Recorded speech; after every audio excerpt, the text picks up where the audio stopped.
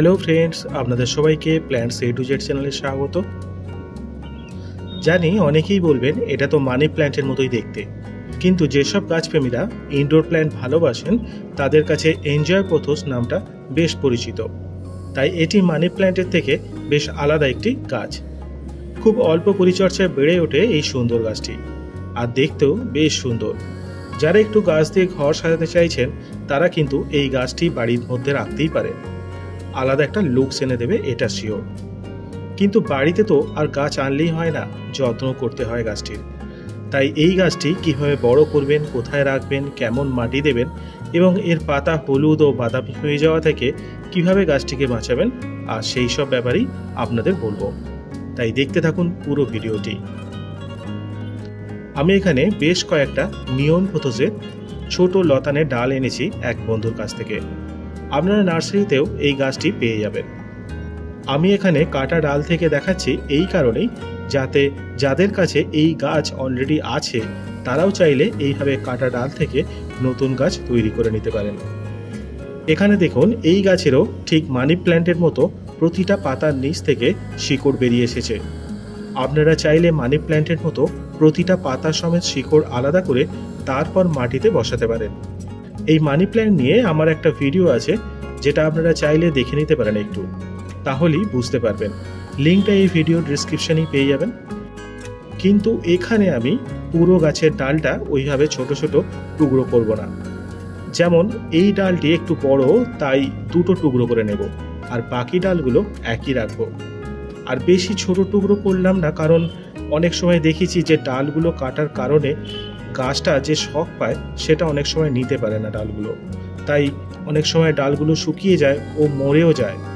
তাই এখানে আমি শুধু নিচের দিকের পাতাগুলো কেটে দেব এইভাবে একটি একটি করে। তবে আপনারা চেষ্টা করবেন এটা বর্ষাকালে অথবা বসন্তকালে করার। আর যারা নার্সারি থেকে কিনে আনছেন তারা আনার পরেই গাছটিকে নতুন টবে দেবেন না, অন্তত একটা মাস রেখে দেবেন ওই টবেই। তারপর নতুন টবে নতুন মাটি দিয়ে গাছটি বসাবেন। তবে সেটা খুব গরমে অথবা খুব ঠান্ডার সময় একদম না। কিন্তু দেখুন, এখানে আমি একটি ছোট 6 ইঞ্চি সাইজের প্লাস্টিকের টব নিয়ে নিয়েছি। এই টবের নিচের দিকে যে ছোট ড্রেনেজ হোলগুলো আছে সেগুলি টবেরই ভাঙা অংশ দিয়ে চাপা দিয়ে দিচ্ছি। এর ফলে কি হবে, টবের মাটিতে যদি অতিরিক্ত জল দিয়েও ফেলি তাহলে এইখান দিয়ে জল পাস করে যাবে খুব সহজেই, এবং টবের মাটিটিও জলের সাথে ধুয়ে সহজে বেরিয়ে যেতে পারবে না।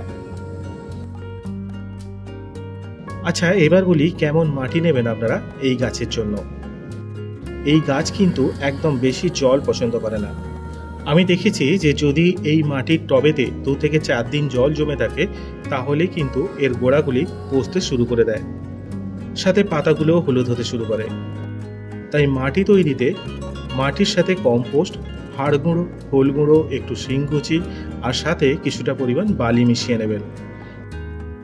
আমি এখানে আগে থেকেই মাটির সাথে কম্পোস্ট আর বালি মিশিয়ে রেখেছিলাম, তাই আলাদা করে আর এখানে দেখালাম না।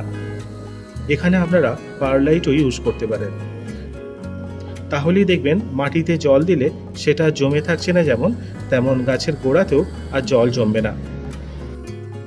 তবে আমার মতো যারা এই প্লাস্টিক টবে এই গাছ বসাবেন তারা বেশি ঘন ঘন জল দেবেন না, একদমই দেবেন না। কারণ এই প্লাস্টিক টবের মাটির ওপর থেকে জল শুকিয়ে গেলেও নিচের মাটিতে ভালোই জল থাকে, সেটা আর ইভাপোরেট হয়ে বেরিয়ে যেতে পারে না। তাই এই বিষয়টা খেয়াল রাখবেন আপনারা।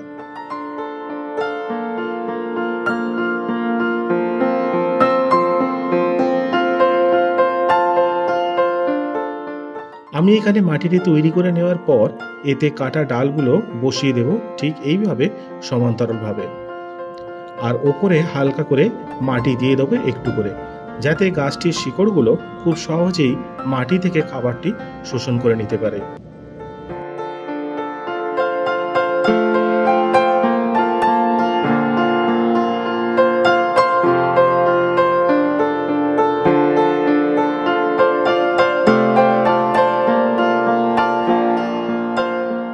আর টবের মাটিটিও হালকা করে ভিজিয়ে দেবেন এইভাবে, এবং সাথে সাথে পাতাগুলোকেও একটু ধুইয়ে দেবেন।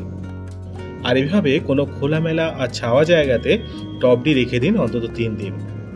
তারপর টবটি এমন জায়গায় রাখুন যেন প্রত্যেক দিন সকালের দিকে রোদটা 1 ঘন্টা করে গাছের পাতাগুলোয় পড়ে। তাহলে টবের পাতাগুলি যেমন ঝিমিয়েও পড়বে না, তেমন কাটা ডালগুলি আস্তে আস্তে বৃদ্ধি পেতে থাকবে। 6 মাস পর দেখুন কি অবস্থা গাছটির। যেমন ভালো বৃদ্ধিও হয়েছে, তেমন নতুন নতুন কত পাতা বেরিয়েছে গাছটি থেকে। কিন্তু আমার এই গাছটির বেশ কতগুলো পাতা বাদামি আর হলুদ হয়ে গেছে। আপনাদের গাছের পাতা যাতে না এইরকম হয়ে যায়, তার জন্য আপনারা গাছটিকে যেমন বেশিক্ষণ রোদে রাখবেন না, তেমন বেশি জলও দেবেন না গাছটিতে। আর মাঝে মাঝে জলে স্প্রে করবেন গাছের পাতায়, কারণ এই গাছটি আর্দ্রতা বা হিউমিডিটি খুব পছন্দ করে, যে কারণে আপনারা গাছটি চাইলে বাথরুমেও রাখতে পারেন অথবা বেসিনের পাশে।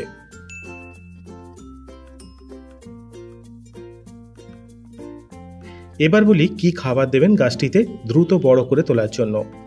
আপনারা ডিএপির দানা 6 ইঞ্চি টবে 10টা করে প্রতি মাসে একবার দেবেন। সাথে সিউইড ফার্টিলাইজার স্প্রে করবেন গাছের পাতাগুলোতে 1 মাস ছাড়া। আর হিউমিডিটির কথাটা অবশ্যই খেয়াল রাখবেন, না হলে কিন্তু বৃদ্ধি ভালো হবে না। পোকামাকড় বা কীটপতঙ্গ দ্বারা তেমন একটা আক্রান্ত হয় না এই গাছটি আমি দেখেছি। তবে আমি গাছটিতে প্রতি মাসে নিম অয়েল স্প্রে করেছি গাছের পাতাগুলো ভালো রাখতে। আপনাদের কাছে যে নিম অয়েল আছে সেটাই প্রতি মাসে একবার করে দিতে পারেন। আর সাথে সাথে সাপ ফাঙ্গিসাইডটা গাছের গোড়ায় দেবেন বর্ষার সময় আর গরমের সময়। দিয়ে একটু জল দিয়ে দেবেন গাছের গোড়ায়, এতে শিকড় পচে যাওয়ার ভয় থাকে না। তাহলে মাটি আলগা হতে হবে, জল কম দিতে হবে, রোদে বেশিক্ষণ রাখা যাবে না, হিউমিডিটি বা আর্দ্রতা বেশি আছে এমন জায়গায় গাছটিকে রাখতে হবে, আর প্রতি মাসে গাছটিতে খাবার দিতে হবে। অন্তত এই বিষয়গুলি আপনারা যদি মেনে চলেন, তাহলে দেখবেন আপনাদের নিয়ন প্রোটোজোয়া যেমন সহজে বেড়ে উঠবে, তেমন পাতাগুলো খুব সুন্দর থাকবে। তাহলে আজ ভিডিওটি এখানেই শেষ করছি। সকলে ভালো থাকবেন, সুস্থ থাকবেন। আর যদি ভিডিওটি ভালো লেগে থাকে তাহলে please like, comment, share and please subscribe my channel.